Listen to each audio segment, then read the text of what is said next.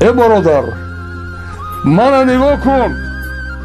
آبی دیدم برام شد دلم با ملتم میسوزد ای برادرها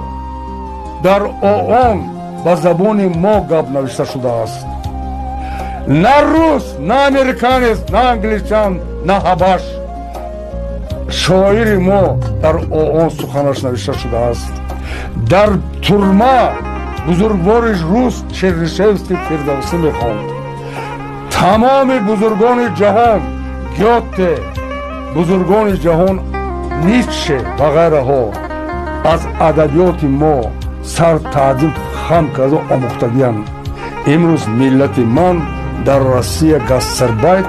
خانه یک کمپیر رو توالت شده شود اگر خط زنید پیش خدا به هر دو جواب میتید من نمیخواهم که تاجیک من این خور زور شود